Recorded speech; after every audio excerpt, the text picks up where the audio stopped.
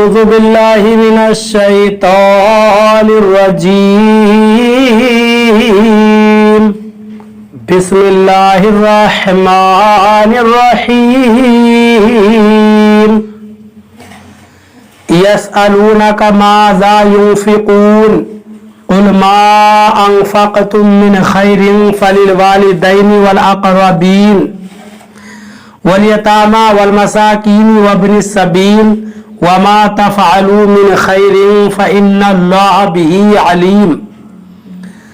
ترجمہ کنزُل ایمان۔ اللہ کے نام سے شروع جو نہایت مہربان رحم والا۔ تم سے پوچھتے ہیں کیا خرچ کریں، تم فرماؤ جو کچھ مال نیکی میں خرچ کرو تو وہ ماں باپ اور قریب کے رشتہ داروں اور یتیموں اور محتاجوں اور راہگیر کے لیے ہے، اور جو بھلائی کرو بے شک اللہ اسے جانتا ہے۔ ترجمہ کنزُل عرفان۔ آپ سے سوال کرتے ہیں کہ کیا خرچ کریں، تم فرماؤ جو کچھ مال نیکی میں خرچ کرو تو وہ ماں باپ اور قریب کے رشتہ داروں اور یتیموں اور محتاجوں اور مسافر کے لیے ہے، اور تم جو بھلائی کرو بے شک اللہ اسے جانتا ہے۔ یسألونک ماذا ينفقون۔ آپ سے سوال کرتے ہیں کیا خرچ کریں۔ یہ آیت حضرت عمر بن جموح رضی اللہ تعالیٰ عنہ کے جواب میں نازل ہوئی، جو بوڑھے شخص تھے اور بڑے مالدار تھے۔ انہوں نے رسول اللہ صلی اللہ علیہ وسلم سے سوال کیا تھا کہ کیا خرچ کریں اور کس پر خرچ کریں۔ اس آیت میں انہیں بتا دیا گیا کہ جس قسم کا اور جس قدر مال قلیل ہے یا کثیر خرچ کرو اس میں ثواب ہے، اور خرچ کرنے کی جگہ یہ ہیں یعنی والدین، رشتہ دار، یتیم، مسکین اور مسافر۔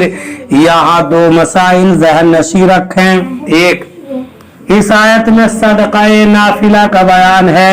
دو، ماں باپ کو زکوٰۃ اور صدقات واجبہ دینا جائز نہیں۔ کتب علیکم القتال وهو کرہ لکم وعسى ان تکرہوا شیئا وهو خیر لکم وعسى ان تحبوا شیئا وهو شر لکم واللہ یعلم وانتم لا تعلمون۔ ترجمہ کنزُل ایمان۔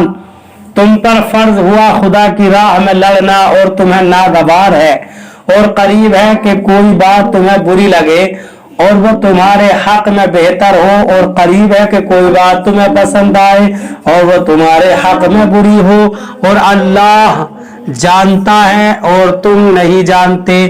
ترجمہ کنزُل عرفان۔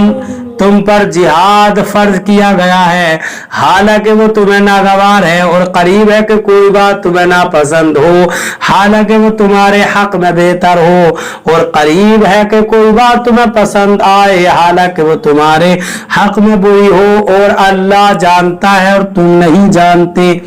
کتب علیکم القتال۔ تم پر جہاد فرض کیا گیا ہے۔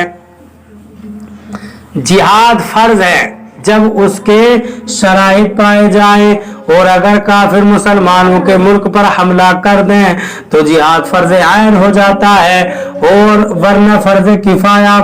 فرمایا گیا کہ تم پر جہاد فرض کیا گیا اگرچہ یہ تمہیں طبعی اعتبار سے ناگوار ہے اور تمہارے اوپر شاق ہے، لیکن تمہیں طبعی طور پر کوئی چیز ناگوار ہونا اس بات کی علامت نہیں کہ وہ چیز ناپسندیدہ اور نقصان دہ ہے، جیسے کڑوی دوائی، انجیکشن اور آپریشن طبعی طور پر ناپسند ہوتے ہیں لیکن نقصان دہ نہیں بلکہ نہایت فائدہ مند ہیں۔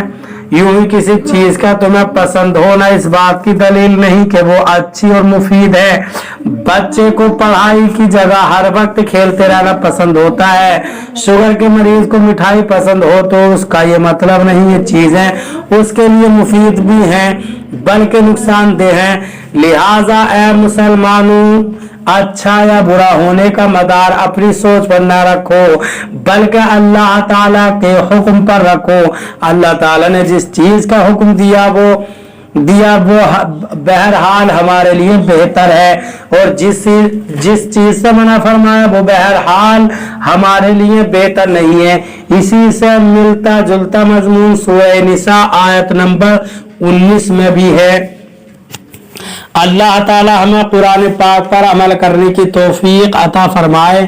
बरादरान इस्लाम, आप तमामी हजरात से गुजारिश की जाती है कि खुद भी कुरान पाक की तिलावत, तर्जमा और तफसीर समाअत कीजिए, अपने अजीज़ों, अकारिब और रिश्तेदारों को भी शेयर कीजिए, और हमारे YouTube चैनल को सब्सक्राइब कीजिए, लाइक और कमेंट कर दीजिए ताकि हमारा हौसला अफजाई हो सके।